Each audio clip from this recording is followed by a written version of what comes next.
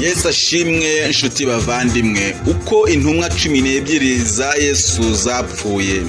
Bibiliya iravuga ngo ijambo ry'umusaraba kubarimbuka ni ubupfu, ariko kuri twebwe abakizwa n'imbaraga z'Imana, kuko byanditswe ngo nzarimbura ubwenge bw'abanyabwenge n'ubuhanga bw'abahanga nzabuhindura ubusa. Mbese none umunyabwenge arihe? Umwanditsi arihe? Umunyampaka wo muri iki gihe arihe? Ubwenge bw'iyi si Imana ntiyabuhinduye ubupfu, kuko ubwo bwenge bw'Imana bwategetse ko ab'isi badaheshwa kumenya Imana n'ubwenge bw'isi. Imana yishimiye gukirisha abayizera ubupfu bw'ibibwirizwa. Abakorinto wa mbere umurongo wa mbere igice cya mbere umurongo 18 kugera ku 21.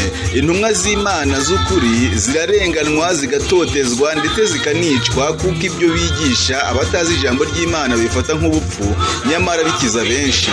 Gusa si igitangaza, kuko Yesu yasize avuze ko umugaragu ataruta shebuja, kandi anababwira ko niba baramutoteje nabo bazatotezwa. Kimwe mu guherekeza umuhamagaro w'intumwa nyakuri habamo imibabaro no gutotezwa. Izi nizo ntumwa za mbere zabayeho, kandi akarusho zo zifite kurusha izindi ntumwa nuko zibaniye na Yesu imbora nkubone, akazigisha bari kumwe mu mubiri, ndetse zikanamwibonera akora ibitangaza kugeza apfuye, ndetse akazuka, akaziha intego yo kugenda amahanga zihindura abantu abigishwa ba Kristo.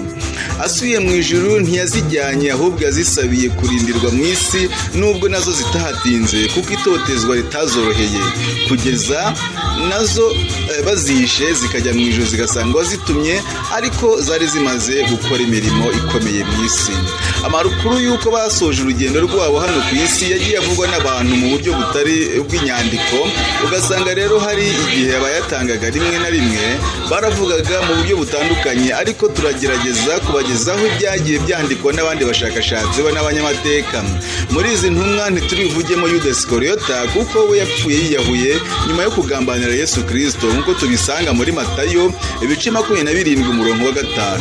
Dore ko intumwa za Yesu Kristo ari 12 zarangije urugendo.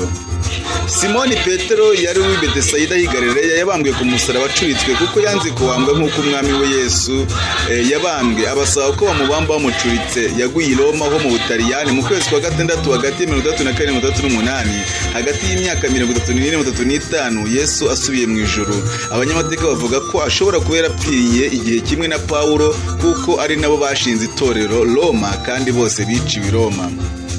Andereya yiciwe mu Bugereki, nawe bamubambye ku giti. Yahambwe n'uwitwa Maximiliye, ariko igihe bamwiciye nticyamenyekanye neza. Yakobo yishwe na Herodi Agripa amuciye igihanga, hari muri 44 mu myaka 11 Yesu asubiye mu ijuru. Ibyakozwe n'intumwa 12 umurongo wa 2. Filipo yabambwe ku giti ahitwa Iherezo muri Turukiya, ahambwa na Bartolomayo nawe igihe